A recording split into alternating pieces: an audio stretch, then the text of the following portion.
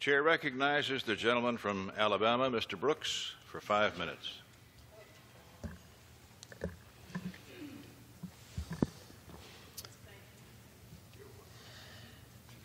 Mr. Speaker, this is a very difficult speech for me to give.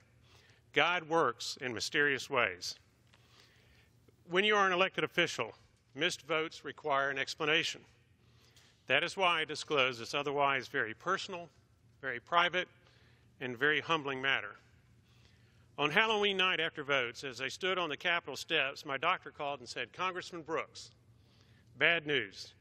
You have high-risk prostate cancer." I felt an adrenaline rush as a chill went up and down my spine. By way of background, prostate cancer kills almost 27,000 American men each year and is the third leading cause of cancer deaths behind only lung and colorectal cancers. 71% of prostate cancer patients die in less than 5 years if the prostate cancer has spread beyond the abdominal cavity. In stark contrast, almost all prostate cancer patients live longer than 5 years if the cancer is discovered early and killed before it spreads. For example, my father discovered his prostate cancer early. He lived 4 decades after his prostatectomy. My grandfather discovered his prostate cancer too late. He died not long thereafter. After my doctor's diagnosis, I called my wife, Martha, who was back home in Huntsville, welcoming trick-or-treaters, and shared the bad news. That night was one of the loneliest nights apart in our 41-year marriage. I kept thinking about my wonderful family. What do I do next, and how do I beat this cancer? Overnight, I formed a plan and began implementing it.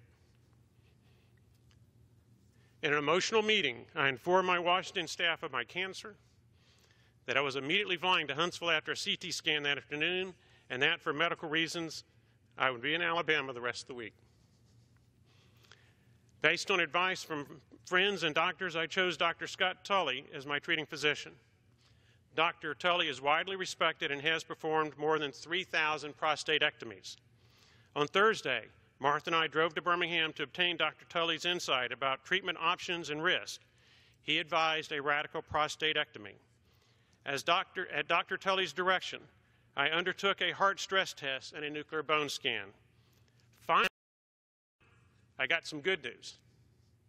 My CT scan and nuclear bone scan revealed no cancer beyond the prostate. My heart stress test confirmed that I was strong enough to undergo the 2 to 3 hour surgery. Prostate cancer mortality is compelling. Speed is critical in the fight against prostate cancer. In compliance with the 2017 House calendar that set end-of-year votes on December 14th, and at some risk to myself, Dr. Tully and I delayed my surgery until December 15th, this Friday, and set a post-surgery medical procedure for December 20th. My plan was to recuperate at home during the holidays with my family and return to Washington for a full workload when Congress reconvenes on January 3rd. Unfortunately, last week, the House Speaker abruptly changed the House voting calendar that I relied on to set my surgery.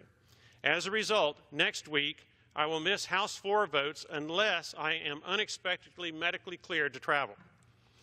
There are 3 insights from my experience that I wish to share with the public. First, don't ever, ever take your health or family for granted. During the holidays, enjoy your family because no one is promised tomorrow. Second, I encourage age-appropriate men to have regular PSA tests. While PSA tests do not diagnose cancer, my PSA spike persuaded me to have the prostate biopsy that revealed my high-risk prostate cancer early enough for me to enjoy a very good cure prognosis. Third, I ran for the Senate in 2017. I finished 3rd out of 9 candidates in the Republican primary. Had I won, I would not have had time for my physical and PSA test. I would not have had a prostate biopsy. I would not now know high-risk prostate cancer that requires immediate surgery. In retrospect, And paradoxically, losing the Senate race may have saved my life.